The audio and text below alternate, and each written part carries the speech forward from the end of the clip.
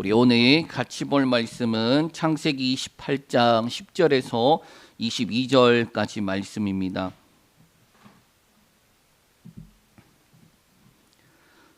창세기 28장 10절에서 22절까지 말씀을 봉독해 드리겠습니다. 야곱이 브엘사바에서 떠나 하란으로 향하여 가더니 한 곳에 이르러는 해가 진지라 거기서 유숙하려고 그곳에 한 돌을 가져다가 베개로 삼고 거기 누워 자더니 꿈에 본즉 사닥다리가 땅 위에 서 있는데 그 꼭대기가 하늘에 닿았고 또 본즉 하나님의 사자들이 그 위에서 오르락 내리락 하고 또 본즉 여호와께서 그 위에 서서 이르시되 나는 여호와니 너의 조부 아브라함의 하나님이요 이삭의 하나님이라. 네가 누워있는 땅을 내가 너와 네 자손에게 주리니 네 자손이 땅의 티끌같이 되어 네가 서쪽과 동쪽과 북쪽과 남쪽으로 퍼져갈지며 땅의 모든 족속이 너와 네 자손으로 말미암아 복을 받으리라. 내가 너와 함께 있어 네가 어디로 가든지 너를 지키며 너를 이끌어 이 땅으로 돌아오게 할지라. 내가 네게 허락한 것을 다 이루기까지 너를 떠나지 아니하리라 하신지라. 야곱이 잠이 깨어 이르되 여호와께서 과연 여기 계시거늘 내가 알지 못하였도다. 이에 두려워하여 이르되 두렵도다. 이곳이요 이것은 다름이 아닌 하나님의 집이요 이는 하늘의 문이로다 하고 야곱이 아침에 일찍이 일어나 베개로 삼았던 돌을 가져다가 기둥으로 세우고 그 위에 기름을 붓고 그곳 이름을 베델이라 하였더라. 이 성의 옛 이름은 루스더라. 야곱이 서원하여 이르되 하나님이 나와 함께 계셔서 내가 가는 이 길에서 나를 지키시고 먹을 떡과 입을 옷을 주시어 내가 평안히 아버지 집으로 돌아오게 하시오면 여호와께서 나의 하나님이 되실 것이요 내가 기둥으로 세운 이 돌이 하나님의 집이 될 것이요 하나님께서 내게 주신 모든 것에서 10분의 1을 내가 반드시 하나님께 드리겠나이다 하였더라. 아멘. 우리 수요 기도회 가운데 우리 함께 하시는 여러분들을 축복합니다. 이제 다음 주면 이제 구정입니다. 그래서 새해가 되어도 새해 복 많이 받으세요. 또 구정이 되면 어떻게 됩니까? 또 새해 복 많이 받으세요. 우리는 2번 새해를 시작하고 또 2번이나 새해 복 많이 받으라고 복을 빌어줍니다. 이 복이라는 단어에 모든 것이 함축되어져 있는 거예요. 잘 그리고 뭐 여러 가지 것들이 다 있는 거죠. 이 복이라는 단어가 다 쓰일 수 있는 단어죠. 좋은 것에 다 갖다 붙일 수 있는 단어이기도 합니다. 자, 우리나라는 이 복이라는 단어를 얼마나 좋아하면 옛날 숟가락에 보면은 복이라고 한문이 적혀져 있어요. 또 세뱃돈을 담아주는 작은 주머니를 복주머니라고 합니다. 또 옛날에는 쌀을 씻는 복조리가 있었어요. 가만히 보면 이 복이라는 단어가 돈이라는 단어와 먹을 것에 연관이 되어져 있다라는 거예요. 옛날 사람들은 그래서 이 복이라고 한다면 크게 2가지를 이야기했습니다. 뭐냐? 무병장수와 만사형통이에요. 아마 지금 또 무병장수와 만사형통을 바라보면서 살아가는데 그게 요즘은 어떻게 됩니까? 돈이라는 단어로 함축되어져 있다라는 거예요.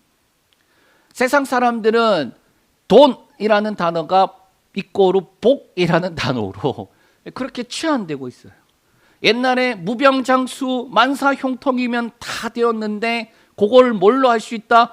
돈이라는 걸로 할 수 있기 때문에 그래서 사람들은 복이라고 하면서 돈 많으면 복 있다라고 생각을 하더라라는 거예요.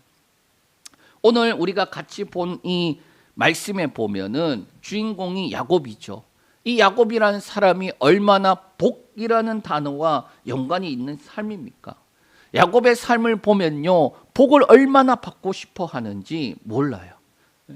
아마 우리가 야곱을 보면서 이 복 받기를 간절히 원하는 모습, 그 모습을 바라보면서 우리도 하나님 앞에 기도할 때에 하나님 복 주세요라고 하는데 그 복이 어떤 복이에요?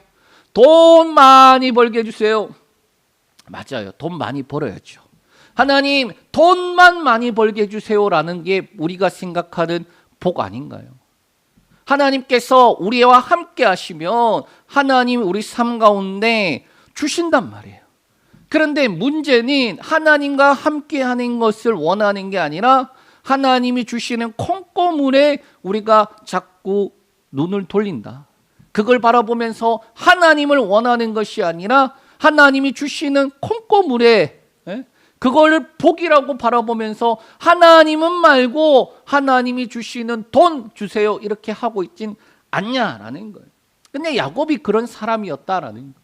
하나님을 구하는 것이 아니라 하나님이 주시는 것에 관심이 있던 사람이었다라는 거예요. 오늘 본문 보면은 야곱에 있어서 믿음의 시작과 같은 본문이에요. 그러니까 이전에 복이란 개념이 정말로 야곱에게 있어서는 물질과 모든 권리가 가지고 있는 이 장자의 권리, 그것을 바라보고 있었던 것이었다면 이제는 그의 복이라는 개념이 바뀌어서 믿음의 시작으로 출발할 수 있는 그러한 본문이다라는 거예요. 먼저 본문을 살펴보기 전에 배경을 한번 살펴보겠습니다. 이 야곱에 대해서는 세 가지 사건이 등장하는데 먼저 첫 번째 사건은 태어날 때예요.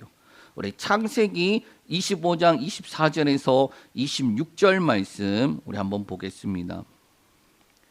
그 해산 기한이 찬즉 태에 쌍둥이가 있었는데 먼저 나온 자는 붉고 전신이 토록 같아서 이름을 예서라 하였고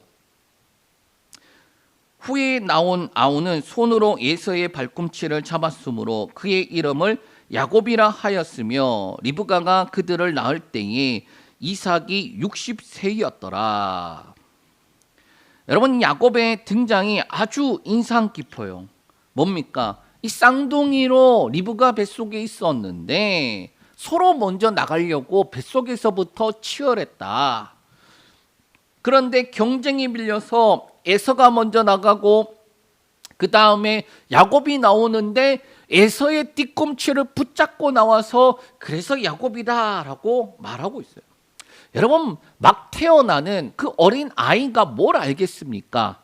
그런데 이게 야곱이 태어날 때에 아주 인상 깊었던 장면이었다라는 거예요. 장자가 되어야지 장자의 권한을 가지고 부모의 재산과 혈통을 이을 권한이 생기는 거예요. 그러니까 야곱은 태어날 때부터 이 본능적으로 그것을 붙잡고 끄집어서 내가 먼저 나갈 거야. 그래서 내가 다 차지할 거야 라는 게 이게 배어 있는 사람이다라는 거예요. 두 번째 사건은 이 복과 연관이 이어서 팥죽 사건으로 이어져요. 그러니까 장자가 못 되니까 이제 팥죽으로 뭐 하는 겁니까? 장자의 권한을 살려고 하는 거예요. 우리 한번 볼게요. 창세기 25장 29절에서 34절 말씀 읽습니다. 야곱이 죽을 쑤었더니 예서가 들에서 돌아와서 심히 피곤하여 야곱에게 이르되 내가 피곤하니 그 붉은 것을 내게 먹게 하라 한지라. 그러므로 에서의 별명은 에돔이었더라. 야곱이 이르되 형의 장자의 명분을 오늘 내게 팔라. 예서가 이르되 내가 죽게 되었으니 이 장자의 명분이 내게 무엇이 유익하리요. 야곱이 이르되 오늘 내게 맹세하라. 에서가 맹세하고 장자의 명분을 에서에게 판지라. 야곱이 떡과 팥죽을 에서에게 주매 에서가 먹고 마시고 일어나 갔으니 에서가 장자의 명분을 가볍게 여김이었더라. 자, 어느 날 장성한 후에 일어난 일이에요. 이게 형 에서가 사냥을 하러 갔다가 돌아오는데 배고픈데 마침 야곱이 뭐 하고 있습니까? 팥죽을 쓰고 있더라.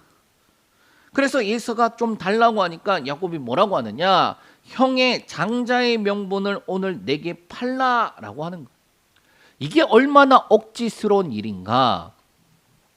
에서는 그렇게 생각했던 거예요. 아니 이걸 내가 판다고 해서 내가 먼저 태어났는데 그게 바뀌냐 이런 생각을 했을 거예요. 아마 저도 지금 이 부분을 보면서도 야곱이 얼마나 억지스러운지 알 수 있는 대목이에요. 어떻게 해서든지 자기가 복 받겠다고 지금 하는 건데 이게 뭡니까? 그렇다고 다시 뱃속에 들어갔다가 태어날 수 없는 거잖아요. 이게 바뀌는 게 아니잖아요. 그런데도 장자의 명분을 내게 팔라라고 하는 거예요. 장자의 복을 얼마나 받고 싶은지 그의 모습이 나타나는 거예요. 그런데 성경은 뭐라고 말하느냐?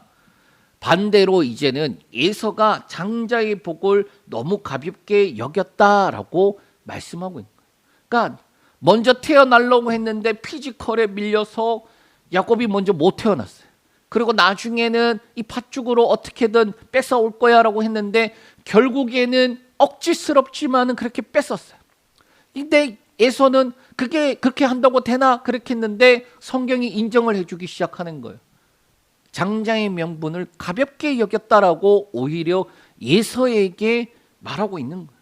마지막으로 세 번째 사건은 이삭을 속이고 형 에서의 이름으로 축복을 받는 사건입니다. 우리 창세기 27장 18절에서 24절까지 말씀 읽겠습니다. 야곱이 아버지에게 나아가서 내 아버지여 하고 부르니 이르되 내가 여기 있노라. 내 아들아 네가 누구냐? 야곱이 아버지에게 대답하되 나는 아버지의 맏아들 예소로소이다. 아버지께서 내게 명하신 대로 내가 하옵사오니 원하건대 일어나 앉아서 내가 사냥한 고기를 잡수시고 아버지의 마음껏 내게 축복하소서. 이삭이 그의 아들에게 이르되 내 아들아 네가 어떻게 이같이 속히 잡았느냐? 그가 이르되 아버지의 하나님 여호와께서 나로 순조롭게 만나게 하셨음이니이다. 이삭이 야곱에게 이르되 내 아들아 가까이 오라. 네가 과연 내 아들 에서인지 아닌지 내가 너를 만져보려 하노라. 야곱이 그 아버지 이삭에게 가까이 가니 이삭이 만지며 이르되 음성은 야곱의 음성이나 손은 에서의 손이로다 하며 그의 손이 에서의 손과 같이 털이 있으므로 분별하지 못하고 축복하였더라. 이삭이 이르되 네가 참 내 아들 에서냐? 그가 대답하되 그러하니이다. 이삭이 묻습니다. 내 아들아 네가 누구냐? 야곱이 뭐라고 하나요? 내 아버지 저는 맏아들 에서입니다. 이삭이 눈이 어두워서 보지 못하는데 이렇게 말하고 있어요. 음성은 야곱의 음성인데 또 손은 에서의 손이구나. 그래서 이삭이 지금 야곱에게 축복하려고 하는데 마지막에 한 번 더 묻잖아요. 네? 이게 네가 정말 내 참아들 에서 맞니? 그러니까 또 그렇다라고 몇 번을 지금 야곱이 하는 거예요. 그래서 결국 어떻게 됩니까? 이삭이 야곱을 예서로 착각하고 축복을 해줘요. 그리고 야곱은 어떻게 합니까? 야곱이란 이름으로 축복을 받지 못하고 형 예서라는 이름으로 축복을 받는 거예요. 이 세 가지 사건을 보면 이 야곱이 얼마나 복받기를 간절히 원하는지 그 마음이 느껴지지 않습니까? 그런데 이것을 야곱의 믿음이라고 보아야 될까요? 야곱이 지금 복 그렇게 속이고 그리고 또 아버지마저 속이고 그리고 자신마저 속이잖아요. 야곱인데 야곱이란 이름으로 복 받는 게 아니라 예수입니다 하고 복 받고 있잖아요.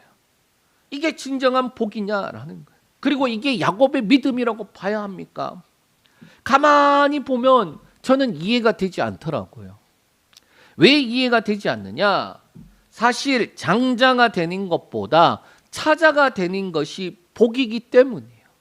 아니, 장자의 권한으로 그렇게 복 받고 그리고 재산도 받고 혈통도 이어가는데 왜 차자가 되는 게 복입니까? 그게 뭐 때문이냐? 바로 하나님의 말씀 때문이다라는 거예요.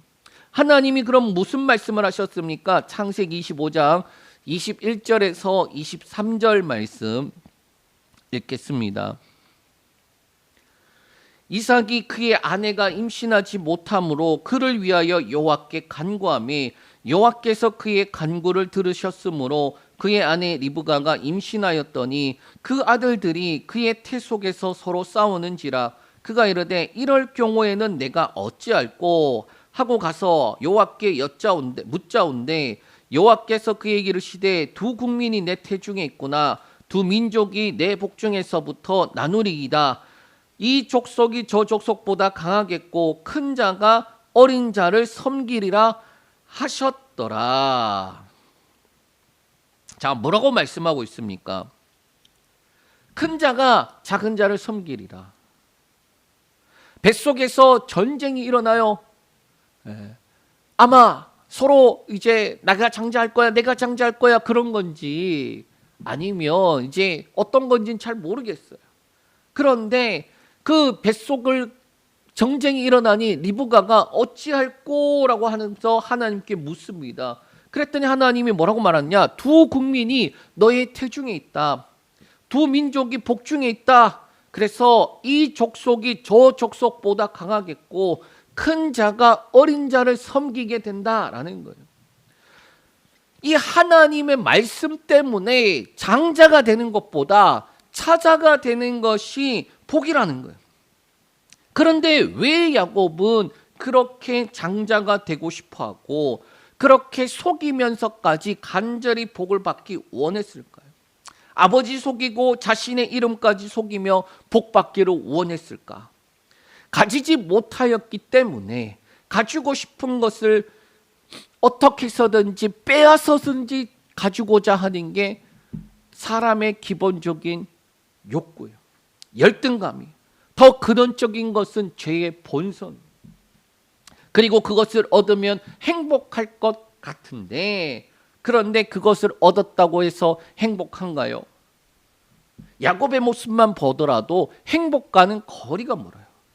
그래서 야곱을 정리해 보면 예언적인 말씀인 큰 자가 작은 자를 섬기리라 라는 말씀과 상반되게 먼저 자기가 장자가 되고 싶어 하였고 팥죽으로 장자권을 받고 어머니 리브가와 모의해서 아버지를 속여서 예서라는 이름으로 지금 복 받았어요. 어떻게 보면 하나님 없이 자기 스스로 살아가고자 하는 모습의 대표적인 모습이다라는 거예요. 하나님 말씀과 전혀 상관이 없이 내가 얻지 못한 저거 받으면은 속여서라도 취하면은 그래서 아버지 앞에 속여서라도 내 저 복반 받으면은 행복할 것 같은데 그래서 속이면서까지 받았는데 행복한가? 그게 아니다라는 이 사건으로 인해서 야곱은 에서의 분노를 피해 떠나게 돼요. 야곱이 떠나는 것은 상황적으로는 예서를 피해 떠나는 것으로 보입니다. 그러나 믿음으로 보면은 야곱은 드디어 말씀을 따라 믿음의 시작이 시작되는 거예요. 그게 오늘 본문 말씀이다라는 겁니다. 우리 10절에서 11절 말씀 한번 보겠습니다.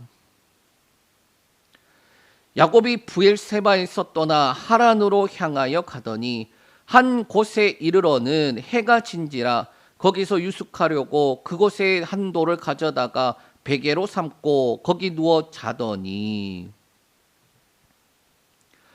아브라함의 믿음의 여정은 하란에서부터 출발해서 어디로 가느냐? 가나안 땅으로 쭉쭉 내려오다가 브엘세바로 가요. 말씀을 따라 하란에서 가나안으로 그리고 브엘세바로. 그런데 야곱은 어떻게 되느냐? 말씀을 따라 브엘세바에서 하란으로 가는 거예요. 그게 믿음의 시작이다라고 말씀하고 있어요. 그 모습이 어떠한지 나타내는 상황이 있는데 돌을 가져다가 베개로 삼고 누워 자는 모습이에요. 집의 사람으로 집 안에 있는 사람으로 유명한 야곱이 집을 떠나 말씀을 따라가는 여정의 첫 모습이 어떠하냐? 노숙인데 의지할 것 하나 없어서 주변에 큰 돌들을 모아다가 겨우 자신을 보호하려고 그렇게 모아다가 그것을 의지해서 드러누워 자는 모습이에요. 어디 가서 쉴 곳이 없어 그저 돌멩이 의지하여서 자야 하는 모습. 자기 자신을 의지하는 모습의 전형적인 모습이 아닌가요? 여러분들이 여러 가지 주어져 있는 상황 환경과 여건 때문에 그 어려움 때문에 여러분 잠을 잘 때 어떤 모습인가요? 대부분이 잠이 평안하게 오지 않아요. 그래서 웅크리고 자요. 웅크리고. 왜 웅크리고 자느냐? 어머니 뱃속에 있을 때 웅크리고 있었잖아요. 그 안정감 때문에 그래서 웅크리고 자게 된다라는 거예요. 상황 환경과 여건에 우리가 짓눌릴 때의 모습은 어떻게 보면은 야곱이 지금 허허벌판에 돌멩이 의지하고 자야 되는 처지와 마찬가지 아닌가요? 그런데 이게 뭐라고 말하느냐? 자기 자신을 의지하는 전형적인 모습이라는 거예요.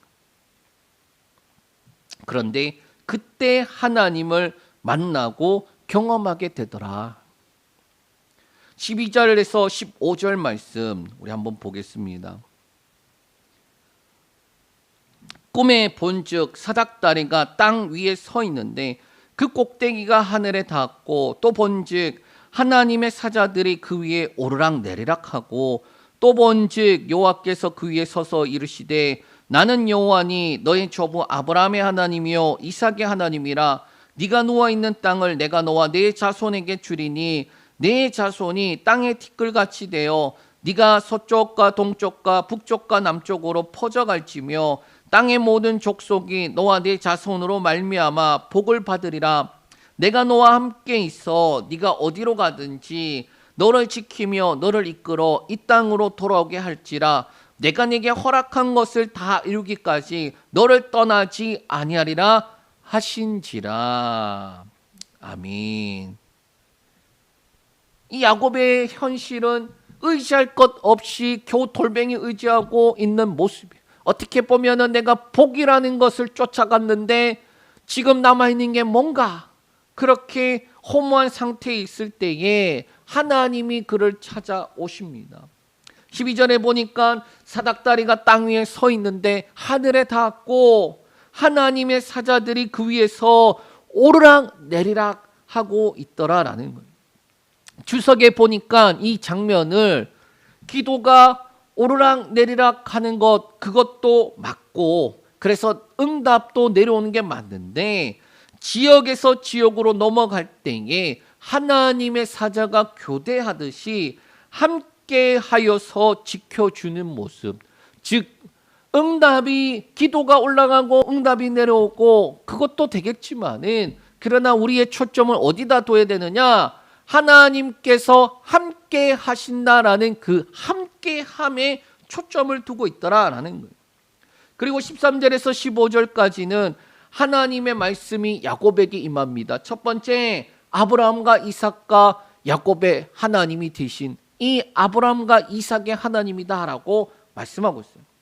둘째는 야곱이 누워있는 땅을 야곱과 야곱의 자손에게 주겠다라고 말씀하십니다.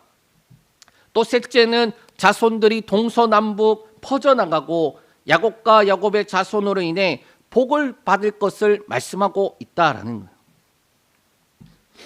그리고 네 번째는 어디로 가든지 야곱을 지키며 그리고 다시 이 땅으로 돌아오게 될 것을 말씀하고 있고 그리고 다섯 번째 허락한 것을 다 이루기까지 떠나지 아니하심을 말씀하고 있어요. 야곱의 이 비참함과 처량함과 아주 대조적으로 하나님의 엄청난 말씀과 지금 축복이 야곱에게 임하였어요. 아브라함과 이삭의 하나님이 지금 야곱이 경험하고 있는 거예요.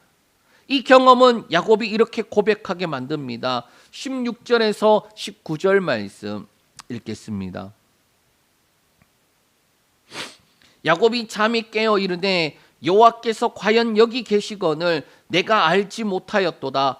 이에 두려워하여 이르되 두렵도다 이것이요 이것은 다름 아닌 하나님의 짐이요 이들 하나님의 하늘의 문이로다 하고 야곱이 아침에 일찍 일어나 베개로 삼았던 돌을 가져다가 기둥으로 세우고 그 위에 기름을 붓고 그곳 이름을 베델이라 하였더라. 이 성의 옛 이름은 루스더라.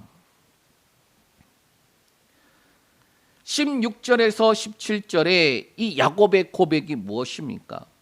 야곱은 도망자 신세가 되어서 하란을 향하여 가고 있습니다. 여러분, 이게 말이 쉽지 지도를 보면 이게 만만치 않아요. 또 하란으로 가서 자신의 삼촌 라반을 찾는 것도 쉽지 않아요. 사실 서울에서 김서방 찾기나 매 한 가지입니다. 그런데 야곱이 에서를 피해서 도망할 수 있는 한 최대한 도망가고 그날 밤이 된 거예요. 여러 가지 복잡한 생각들, 앞날의 두려움들, 축복은 받았지만 자신의 이름으로 받은 것이 아니기 때문에 비참함들, 여러 가지 생각들이 있는 상태로 분명히 잠을 들었어요. 그런데 꿈에 하나님이 뭐라고 말씀하시느냐? 그리고 그 말씀을 들은 야곱이 무슨 말이냐? 하나님께서 야곱에게 이렇게 약속하시니, 축복하시니 야곱이 뭐라고 말하냐? 여호와께서 과연 여기 계시거늘 내가 알지 못하였다라는 거예요. 하나님께서 나와 함께 하시는데 내가 알지 못하였습니다. 그렇게 고백해야 되는 거 아닌가요? 그런데 하나님을 경험한 야곱은 자신이 고통과 근심, 두려움 속에서 잠을 들었던 그 장소가 하나님이 함께 하시고 하나님을 경험한 장소로 바뀌었다라는 거예요. 그래서 야곱은 이렇게 말합니다. 하나님의 집, 하늘의 문, 그러면서 자신이 베개로 삼았던 그 돌을 세워서 기름을 붓고 그곳을 벳엘이라고 그렇게 말하는 거예요. 이 장면은 아브라함과 이삭의 모습과도 닮아 있어요. 그들은 하나님을 경험하고 난 다음에 하나님께 예배하고 하나님의 이름을 부르며 그 하나님을 경험한 자리를 특별한 장소로 이름을 짓는 거예요. 여러분, 신앙생활하면서 아마 여러분들에게 기억에 남는 장소들이 있어요.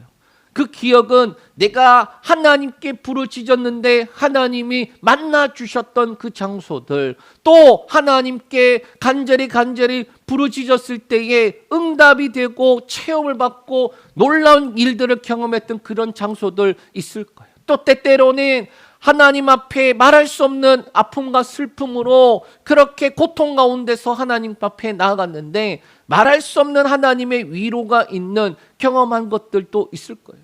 저도 마찬가지입니다. 저도 저희 고향교회 1층에 가면은 예전에 새벽 기도를 하던 곳인데 방석 깔고 무릎 꿇고 기도하던데, 그때 예수님을 만나고 그곳에서 새벽 기도를 할 때에 얼마나 하나님의 은혜가 감사한지, 지금 또 그 고향교회를 가면은 그 장소에 가봐요.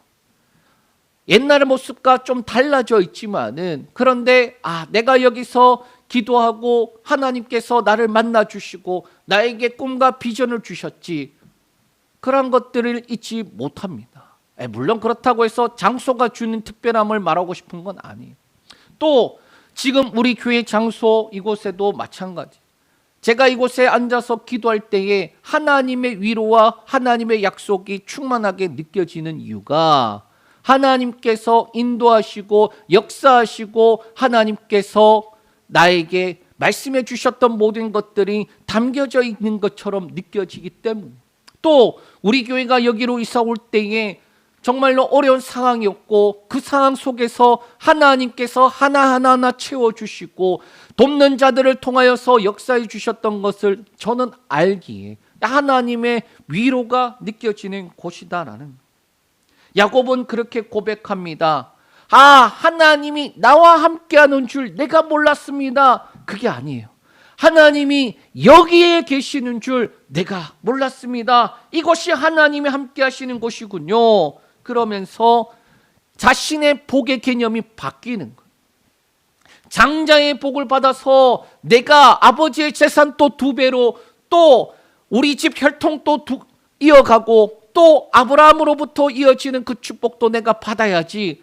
그렇게 해서 어떻게 합니까? 자기가 자꾸 그렇게 하려고 했어요. 그러니까 속이게 되고, 그러니까 빼앗게 되고, 그러니까 자신의 이름까지 부정하면서 나는 예서입니다 그러면서 아버지까지 속여서 자신까지 속여서 그렇게 야곱의 이름으로 복받는 게 아니라 예서라는 이름으로 복받았다라는 거예요.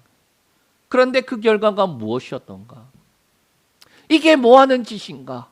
아마 그런 생각들로 복잡한 심정에 잠을 자는데 하나님이 만나 주시고 그에게 말씀하시고 약속하시고, 그리고 그것을 경험한 야곱은 이제는 믿음의 시작을 하게 된 것이다라는 거예요.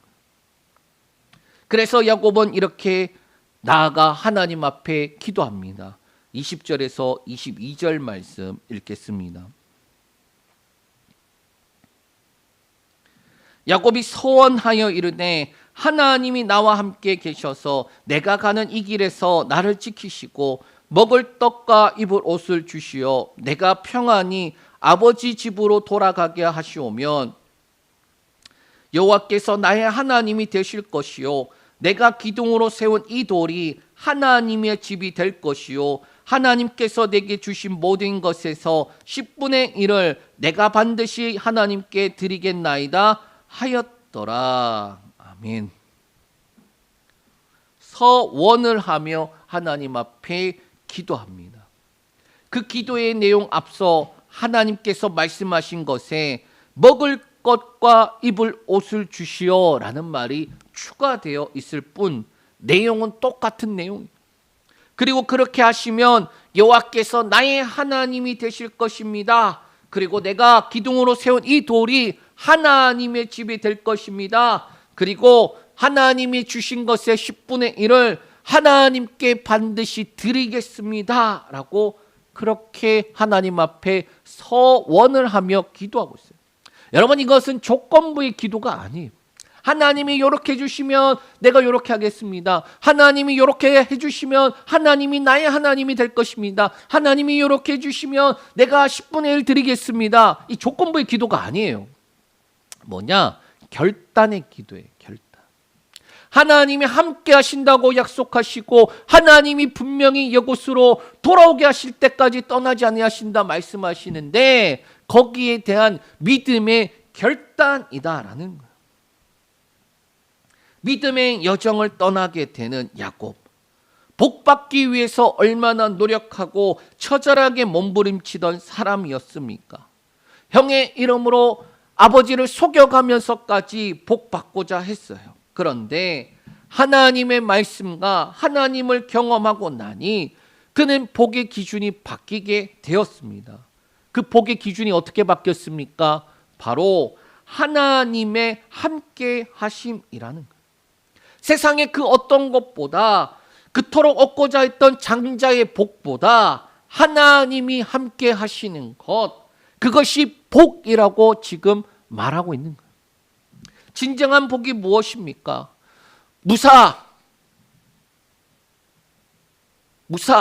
뭐죠? 무병장수, 무사라는 게 만사형통, 섞여버렸네요. 무병장수, 만사형통, 그게 복입니까? 아니요, 그건 복의 결과예요. 여러분, 우리가 고난을 쫓아가는 사람들이 아니라 가다 보니까 고난도 있는 거고 또 하나님께서 함께 하신다라는 그 증거로 우리에게 주어지는 복들도 있는 거예요. 그런데 그것은 결과이지 그것이 우리의 복이 아니라는 거예요. 그리스도인들에게 진정한 복은 무엇입니까? 예수 그리스도로 시작된 새로운 삶에 성령을 따라 성령의 열매를 맺고 그리고 예수 그리스도로 살아가는 거예요. 여러분, 갈라디아서 5장 16절에서 17절에 이렇게 말씀하고 있습니다. 내가 이르노니 너희는 성령을 따라 행하라. 그리하면 육체의 욕심을 이루지 아니하리라. 육체의 소욕은 성령을 거스르고 성령은 육체를 거스르나니 이 둘이 서로 대적함으로 너희가 원하는 것을 하지 못하게 하려 함이니라. 성령을 우리에게 주시며 성령을 따라 행할 것을 말씀하고 있어요. 그런데 이게 왜 복입니까? 바로 육체의 욕심을 이루지 아니할 것이기 때문이에요. 여러분, 그리스도인들이 자꾸 목적 없이 살아가요. 아니, 예수 믿고 구원 받았잖아. 죽으면 어차피 천국 가는데. 그러니까 예수는 믿고 중생은 했는데, 예배는 드리는데, 말씀은 보고 기도는 하는데, 그런데 아직도 죽을 날까지 한참 남았단 말이에요. 예수 믿고 구원 받아서 바로 뿅 하고 휴가하면 상관이 없어요. 그런데 예수 믿고 난 다음에 우리가 눈 뜨자마자 이 땅을 살아가는데, 그 살아가는 삶, 인생이라는 시간을 주시는데 천국까지 많이 남았단 말이에요. 죽을 날까지 많이 남았단 말이에요. 그럼 뭐 하면서 살아야 되겠느냐? 예수 그리스도라는 그분을 닮고 따라가는 삶을 살아가는데 성령이라는 복을 주셨어요. 성령을 따라가면 육체의 욕심을 이루지 않는다라는 거예요. 성령을 주시며 성령을 따라 행할 것을 말씀하고 있어요. 여러분, 아까 야곱이 뭐라고 했습니까? 하나님이 함께 하시는 것, 그게 복이라고 말하잖아요. 그의 믿음의 출발이 하나님이 함께 하시는 것, 거기서부터 출발해 나가요. 물론 야곱의 삶을 보면 그렇게 가지만 엄청나게 실패도 하고, 그리고 잘못되기도 하고, 그리고 돌아가는 것처럼 보이고, 그러다가 결국에는 다시 베델로 돌아가는 모습을 우리는 알고 있어요. 그러나 믿음의 출발은 어디서부터 시작하느냐? 그의 복의 개념이 바뀌는 순간 하나님의 말씀이 임하고, 그 말씀을 통하여서 하나님과 함께하는 그 삶을 살기로 결단하는 그 순간부터 믿음의 출발이 시작된 거예요. 그리스도인은 예수 그리스도를 믿음으로, 중생 거듭남으로 그의 삶이 새롭게 출발합니다. 그리스도인의 삶이 시작되었어요. 그런데 성령을 따라 살아가야 돼요. 하나님과 함께하는 것, 성령을 따라 살아가는 거예요. 하나님께서 예수 그리스도로 말미암아 주신 구원의 은혜와 동시에 주님이 승천하시면서 우리에게 약속하셨던 것, 성령을 받으라고, 약속한 그 성령을 받으라고 그 성령을 우리에게 주셨어요. 구하는 자에게, 간절히 사모하는 자에게 약속한 성령이 임한다라는 거예요. 성령을 받아야지 육체의 욕심을 이루지 않고 성령을 따라 행하며 성령의 열매를 맺으며 안으로는 우리의 삶에 부활의 능력이 나타나고 밖으로는 복음의 증인이 되어 예수 그리스도의 이름을 증거하는 증인의 삶을 살아간다라는 거예요. 성령을 우리에게 주셨다라는 거예요. 그리스도인의 복이 뭡니까? 라고 말한다면 성령을 따라 살아갈 수 있는 삶, 그 삶을 우리에게 주신 거예요. 아니, 이 땅에서 잘 되고 잘 먹고 잘 살아야 되는 거 아닌가요? 그거는 결과물이에요. 결과물. 하나님과 함께 살아가는 자들에게 결과물로 딸려오는 것들이지 절대 목적이 될 수 없어요. 그리스도인들에게 복이 뭐냐고 묻는다면 예수님을 닮고 따라가는 삶이에요. 예수의 열매를 맺는 삶이에요. 그것을 모두 모아서 종합하면은 성령을 따라 살아가는 거예요. 성령님을 의지하며 살아가는 거예요. 육체의 욕심을 이루지 않고 썩어질 것에 관심 두지 않고 성령을 따라 살아가는 거예요. 그것을 바울이 뭐라고 말하느냐? 영의 사람이라고 말씀하고 있어요. 육신에 속한 자가 아니라 영에 속한 자라고 말하고 있어요. 그리스도인들이 육신에 속한 자로 살아가서는 절대로 안 될 거예요. 예수는 믿었는데 이 땅 가운데서 살아가는 것을 어떻게 살아가느냐? 성령이 아닌 자기 욕심대로 살아가는 거, 그 육신대로 살아가는 거예요. 분명히 존재는 바뀌었는데 그의 삶은 여전히 바뀌지 않은 복의 기준으로 복 하면서 살아가는데 하나님이 아닌 하나님이 주시는 콩고물에 관심이 있다니까요. 그러나 성령을 따라 살아가는 것, 그 성령을 따라 살아가는 것은 하나님과 함께하는 것, 야곱의 기준에서 그리스도인들에게는 성령의 내주와 성령의 충만함으로 안으로는 예수의 능력이 우리 삶 가운데서 나타나고 밖으로는 예수 그리스도의 이름을 증거하여 복음을 전하여 증인으로 살아가는 것, 그것이 우리에게 주신 복이다라는 거예요. 이것을 통해 우리가 하나님의 자녀인 것이 나타나고 예수께 속하였다는 것이 나타나고 드러난다라는, 이게 복이라는 거예요. 여러분, 이 은혜를 누리는 저와 여러분들 되시길 축복합니다.